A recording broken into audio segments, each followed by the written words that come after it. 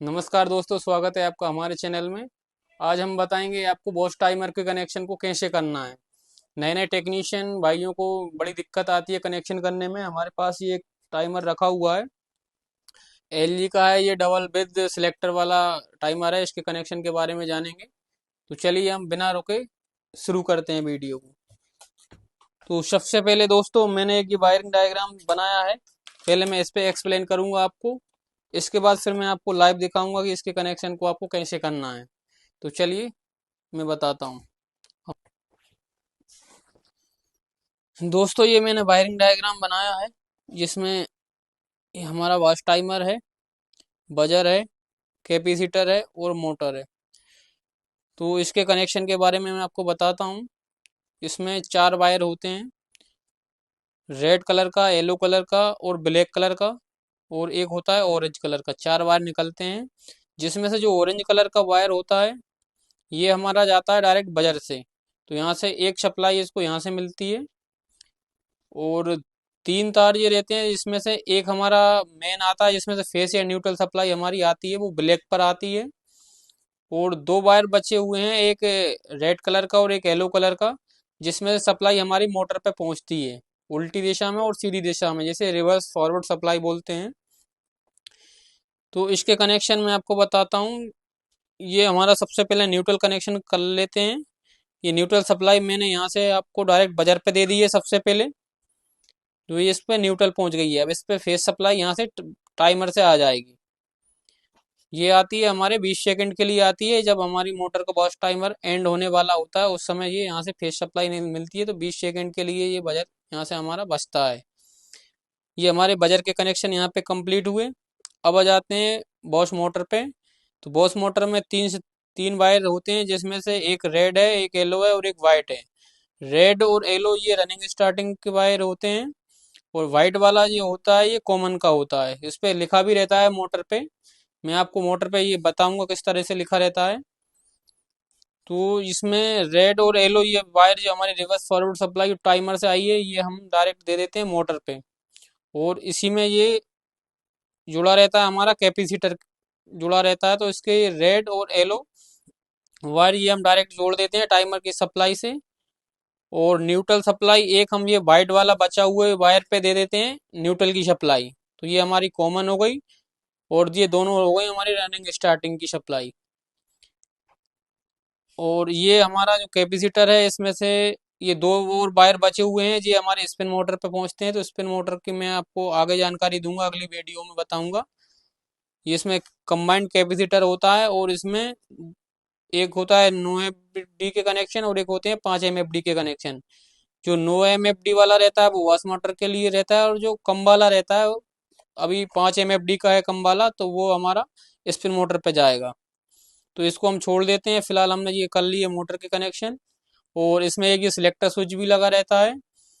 इसमें हमें स्ट्रोंग पे, नॉर्मल पे, जेंटल में किसी एक मोड पे हम कर सकते हैं। तो ये हमारे कंप्लीट कनेक्शन हो गए हैं। अब हम आपको लाइव बताते हैं कि इसके कनेक्शन कैसे करना है। तो ये हमारे पास टाइमर है दोस्तों, एलजी का।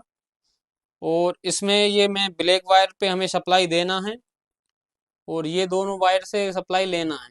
तो ये हमारे कैपेसिटर और मोटर पे जाएंगे, मोटर के रनिंग और स्टार्टिंग पे पहुंचेंगे ये दोनों वायर, और कैपेसिटर से कनेक्ट हो जाएंगे। ये हमारा फेस या न्यूट्रल सप्लाई, इसमें हम दोनों में से किसी एक सप्लाई को दे सकते हैं, और ये हमारा टाइमर पे जाएगा।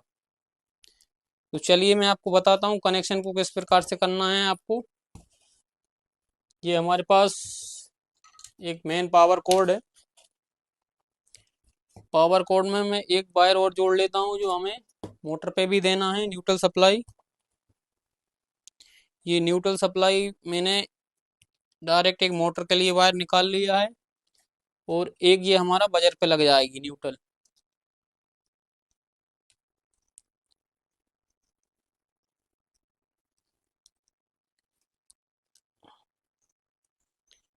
ये मैंने इस पे न्यूट्रल लगा लिया है।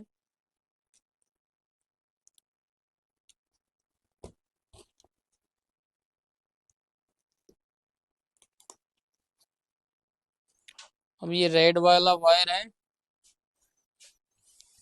रेड वाला वायर हमारा मेन कोड का, जिसमें से एक सप्लाई हमारी जाएगी टाइमर पर। तो टाइमर पे जो सप्लाई जाती है वो ब्लैक वायर के थ्रू जाती है, तो ये ब्लैक वाला वायर है। ये मैं इस पे मेंस कोड का जो रेड वायर है उससे कनेक्ट कर देता हूँ। ये हमारी सप्लाई, एक सप्लाई ये कनेक्ट हो गई है ब्लैक वाले वायर से। अब ये दो वायर बचे हुए हैं, इनको मैं जोड़ता हूँ। ये हमारा कैपेसिटर है, ये आप देख पा रहे होंगे डबल वाला 9+5 का है। तो इसमें से मोटर वाले ये वाले वायर हैं, इस पर लिखा भी रहता है। अगर आपकी क्वेरी रहेगी तो मैं आपको कैपेसिटर के भी कनेक्शन को कैसे चेक करते हैं वो भी किसी वीडियो में बता दूंगा। तो ये मैंने रेड में रेड लगा दिया है, और ब्लू कलर का एक वायर बचा है कैपेसिटर का, वो मैं लगा देता हूँ येलो में। तो ये भी कनेक्शन हमारे कंप्लीट हो गए। बचा हुआ एक ये बजर का है, ये बजर पे जाता है ऑरेंज कलर का वायर हमेशा, इसमें थिम्बल भी रहता है। थिम्बल को हम सीधा अटैच कर देते हैं। अभी फिलहाल ये लग नहीं रहा है, तो मैं इसको वायर्स को छील के ही लगा देता हूँ। ये मेरे बजर के कनेक्शन कंप्लीट हो गए हैं। अब मोटर पे आ जाता हूँ। ये हमारे पास मोटर है। मोटर को कैसे देखना है, तो मोटर पे भी ये क्लियर लिखा रहता है ये सारे कनेक्शन। ये आप देख पा रहे होंगे, इस पे अगर आप रीड करेंगे तो पूरी इन्फॉर्मेशन लिखी रहती है, मोटर कितनी पावर की है। तो इसमें लिखा है 90 वाट। और कैपेसिटर के ये भी कनेक्शन लिखे रहते हैं, रेड येलो पर ये कैपेसिटर का सिंबल बना हुआ है।